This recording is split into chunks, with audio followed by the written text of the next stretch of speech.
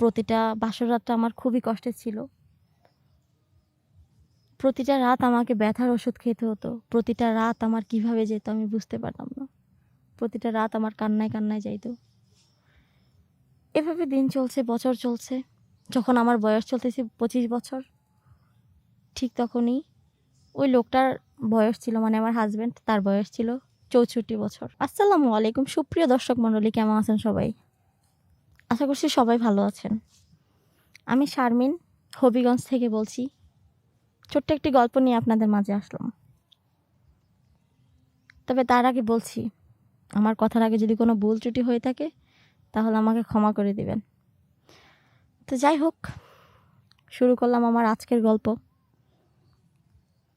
তবে কি জানেন, তার আগে একটা কথা বলি। আমার এই কথায় যদি কোনো ভুল ত্রুটি পেয়ে থাকেন তাহলে অবশ্যই আমাকে ক্ষমা করে দিবেন। যাই হোক, শুরু করলাম আমার গল্পটা। বয়স ছিল আমার 14 বছর। টাকা পয়সা বাবার অনেক ছিল, কমও ছিল না। বয়স যখন 14 ছিল তখন তেমনটা প্রাপ্তবয়স্ক হই নাই, ঠিক আছে? তখন ততটা প্রাপ্তবয়স্ক হই নাই, বিয়ের বয়সও হয়নি। দিনের পর দিন যাচ্ছে, ভালোই কাটছিল। আর পড়ালেখা করার ইচ্ছাটা আমার প্রতি অনেক বেশি ছিল। তার মাঝে দুষ্টামিও করতাম, কিন্তু ততটা না। তার মাঝে টিকটক, লাইকি, ফেসবুক, ফ্রেন্ডদের সাথে আড্ডা, অলওয়েজ এগুলো নিয়ে তাও থাকতাম। কিন্তু ধীরে ধীরে বড় হই। যাই হোক, তখন তো এতটা বুঝি না বা বুঝতে পারি না। কিছুদিন পর একটা ছেলের সাথে বাবা বিয়ে ঠিক করে। ছেলেটার অট্টালিকা, টাকা পয়সা। ছেলেটার টাকা পয়সা, দন দৌলত, গাড়ি বাড়ির অভাব নেই। রাজশাহীতে তার জায়গা আছে, ময়মনসিংহ তার জায়গা আছে, ঢাকায় তার হাউস বিল্ডিং আছে, অনেক কিছু আছে তার। সেই অনুপাতে ছেলেটা অনেকটা বয়স্ক। তখন আমার বয়স ছিল 14 বছর, আর ছেলেটার বয়স ছিল 45 বছর। তারপর কি হলো, ওই ছেলের সাথে আব্বু আমাকে বিয়ে দিয়ে দেয় ওই ছেলেটার সাথে। যদিও বা মনের কোনো ইচ্ছেই ছিল না, ওই ছেলেটাকে মন চায়নি, কিন্তু কি করব, বাবা বলেছে, জোর জবরদস্ত। ওই অনুপাতে ওই ছেলেকে আমার বিয়ে করতে হয়েছে। যাই হোক, বিয়ে হলো। ওই ছেলেটা, বিয়ে শাদী করলাম। ওই ছেলেটা বেশ ভালোই ছিল, কিন্তু যখন প্রতিটা বাসর রাতটা আমার খুবই কষ্টের ছিল। প্রতিটা রাত আমাকে ব্যথার ওষুধ খেতে হতো। প্রতিটা রাত আমার কিভাবে যেত আমি বুঝতে পারতাম না। প্রতিটা রাত আমার কান্নায় কান্নায় যাইতো। এভাবে দিন চলছে, বছর চলছে। যখন আমার বয়স চলতেছে 25 বছর, ঠিক তখনই ওই লোকটার বয়স ছিল, মানে আমার হাজব্যান্ড, তার বয়স ছিল 64 বছর। তার বয়স আছে হলো 64, অনেকটা বয়স। ওই বয়সে আমার চাহিদাটা একটু বেশিই ছিল, যেহেতু ওইটা আমার লিগ্যাল বয়স, চাহিদাটা অনেকটা বেশি ছিল। কিন্তু ওই এত বয়স্ক লোকের সাথে তো আর নিজের চাহিদাটা পূরণ করা যায় না। তারপরে উনি আমার চাহিদা মেটাতে পারতো না। যাই হোক, তারপর এভাবে দিন যাচ্ছে। আসলে বাবা মা একটা কথা চিন্তা করছে যে ওই ছেলেটার টাকা পয়সা আছে, হয়তো মেয়েটা সুখে থাকবে, সব কিছু আছে। আসলে টাকা পয়সা কি সবসময় সুখ আনে? টাকা পয়সা কি সবসময় সুখ দেয়? টাকা পয়সা কি একটা মন গঠন করতে পারে? পারে না। একটা কথা মনে রাখবেন,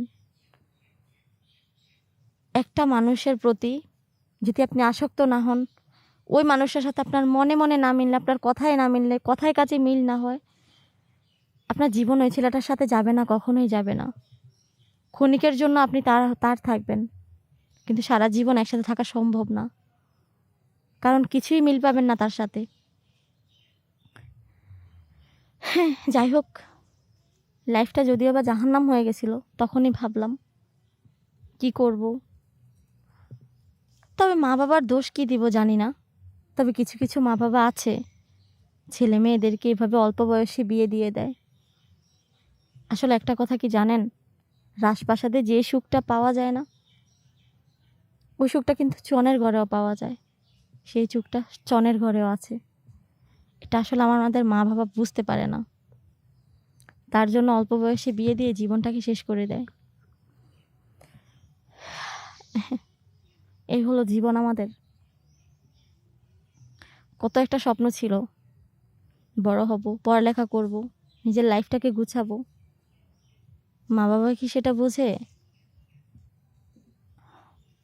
এটার মূল্য তারা দিতে পারে না, এটা তারা বুঝতে পারে না। তারা একজন হাজব্যান্ড পেয়েছে আমার জন্য, টাকাওয়ালা, তার সব কিছু আছে, ভাবলো যে মেয়েকে হয়তো অনেক সুখে রাখবে। কেন, তারা কি পারতো না আমাকে সুখে রাখতে? তাদের যেটুকু ছিল ওইটুকুতে তো আমি ভালো ছিলাম। আমি তো তাদের থেকে চাইনি যে আমার অট্টালিকা, টাকা, বাড়িঘর লাগবে। অল্প বয়সে জীবনটা শেষ করে দিল বিয়ে দিয়ে। কি বলবো মা বাবাকেও বা কীভাবে বোঝাবো যে এটা আমি বোঝানোর কথা ছিল ওইভাবে। আসলে ওই সময়টা আমার এমন একটা সময় ছিল, খুব ছোট ছিলাম তো, এতটা কিছু বুঝতে পারিনি। নিজেরও একটা আনন্দ হতো কেন জানি, তাই এক হয়ে গেলাম। পরে ধীরে ধীরে বুঝতে পারলাম যে জীবনটা জাহান্নামের দিকে এগিয়ে যাচ্ছে। যাই হোক, সেটা কথা না। আসলে মানুষ সুখ পেতে চায়, ভালো একটা মন চায়, ভালো একটা সংসার, ভালো একটা শ্বশুর শাশুড়ি, এই সব কিছুর মধ্যে কিছুটাই আমার ছিল না। একরকমভাবে দিনের পর দিন দিন যাচ্ছিল, নিজের মতো করে পড়েছিলাম, নিজের মতো করে দিন কাটাচ্ছিলাম। যাই হোক, আপনাদের কাছে একটাই অনুরোধ আমার, যে সকল মা বাবারা আছেন আর যে সকল আপুরা আছেন, মা বাবা যদি বলে অল্প বয়সে বিয়ে দেওয়ার জন্য, প্রাপ্তবয়স্ক না হওয়া অবধি নিজেকে বিয়ের অবধি পৌঁছাবেন না। আগে নিজেকে ঘুরুন, নিজেকে বুঝান, নিজে বুঝেন, তারপর বিয়ের কথা মাথায় রাখবেন। আর আমাদের মা বাবারা, বলি তাদেরকে, এসব ভুল প্লিজ করবেন না আপনারা। অল্প বয়সে মেয়েদেরকে বিয়ে দিয়ে দিচ্ছেন সুখের জন্য, কিন্তু এটা কি বুঝতে পারছেন না এই যে সুখ নামে আরও অনেক কিছু, এটা তো সুখ নয়, এটা জীবনটাকে শেষ করে দেওয়ার জন্য দাঁড়িয়ে থাকে সব সময়। এটা আসলে সুখ না। তো প্লিজ এরকম কাজ কেউ করবেন না। একটা মেয়ে যখন প্রাপ্তবয়স্ক হয় তখন তাকে বিয়ে দেওয়ার জন্য নামবেন মাঠে, এর আগে এ কাজ করবেন না। মেয়েটার জীবন শেষ হয়ে যাবে, না তার স্বপ্ন পূরণ হবে, না তার পড়ালেখার দিকে আগাতে পারবে, না তার জীবনটাকে গড়তে পারবে, কিছু পারবে না। তার মনের অজান্তে, মনের বিরুদ্ধে আপনারা বিয়ে দিয়ে তার জীবনটাকে তেজপাতা করে দিচ্ছেন, শেষ করে দিচ্ছেন। সে ওইটা ভেবে নিজেও শেষ হয়ে যাচ্ছে দিনে দিনে। তাতে কি হচ্ছে? কিছুই হচ্ছে না। যাই হোক, আপনাদের প্রতি আমার অনেক সালাম রইল, এরকম কেউ করবেন না। তো আমার কথায় ছোটো মুখে বড় কথা অনেক হয়তো বা বলে ফেলেছি, সবাই একটু ক্ষমার দৃষ্টিতে দেখবেন, আর আমার কথাগুলো একটু মাথায় রাখবেন। যদি আমার ভিডিওটা ভালো লেগে থাকে, লাইক কমেন্টস শেয়ার করে পাশেই থাকবেন। তো এই কামনা করি সবাই ভালো থাকবেন, সুস্থ থাকবেন, আমার জন্য দোয়া করবেন। আপনাদের জন্য ভালোবাসা, আবিরাম। আসসালামু আলাইকুম, আল্লাহ হাফেজ।